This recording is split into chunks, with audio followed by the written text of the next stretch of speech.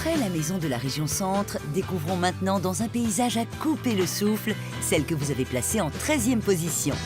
Nous sommes en Franche-Comté et cette bâtisse vieille de 3 siècles a été réhabilitée par cette femme qui répond au joli prénom de Félicette. Je suis une vraie citadine et j'ai toujours rêvé de vivre vraiment à la campagne. Et je connaissais un petit peu la région, mais pas complètement. Et j'étais vraiment très séduite par ce côté nature préservée qui est resté authentique et même sauvage. Certes, l'emplacement de cette maison est incroyable, mais l'ampleur des travaux qui l'attendaient l'était tout autant. Même Franck, son compagnon, n'en revient toujours pas. Je suis dans la région depuis 40 ans et cette maison, je l'avais déjà découverte en faisant des balades en vélo.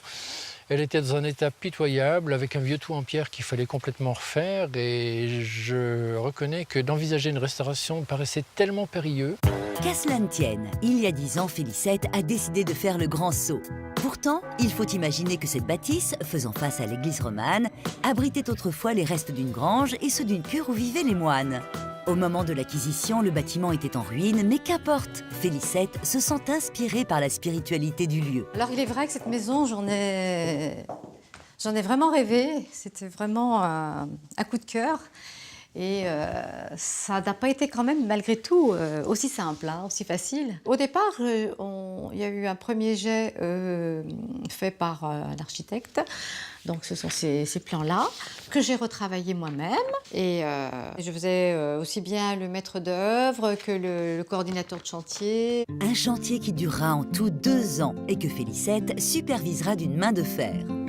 Elle a aussi attaché une grande importance à la décoration, comme en témoigne cette commode du 18e, appelée commode tombeau, qu'elle a chinée chez un antiquaire, puis fait repeindre à la tempéra, une technique très utilisée à l'époque du Moyen-Âge et de la Renaissance.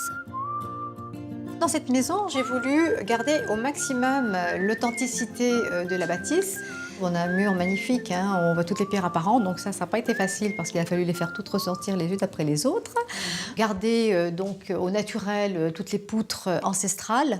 Et Félicette a rajouté certains éléments de décoration, comme cette colonne en pierre qu'elle a trouvée chez un récupérateur de matériaux et qui semble avoir toujours été là. Dans le petit salon adjacent, là aussi elle a tout misé sur l'authenticité en conservant cette ancienne cheminée en anse de panier et son four à pain qu'elle a même restauré. Ce sont mes objets que j'ai chinés, c'est mon ambiance que j'ai voulu, voilà. C'est une ambiance douce et apaisante qui me correspond tout à fait. Et pour parfaire l'ambiance de la maison, Félicette peut aussi compter sur Franck et son piano. Pendant que monsieur joue sa partition, madame bricole sur la terrasse. Cet objet que je suis en train de restaurer est une plaque d'un ancien poêle. J'ai eu un vrai coup de cœur parce qu'elle a de très beaux éléments. Là, je vais simplement passer donc, le stabilisateur de rouille pour lui donner une belle patine. Et puis j'ai eu l'idée d'en faire en fait un miroir de salle de bain. Parce qu'à l'étage des chambres, là non plus Félicette n'a rien laissé au hasard. Passionnée d'antiquité, elle aime créer des décors d'un autre temps où se mêlent souvenirs, voyages et romantisme.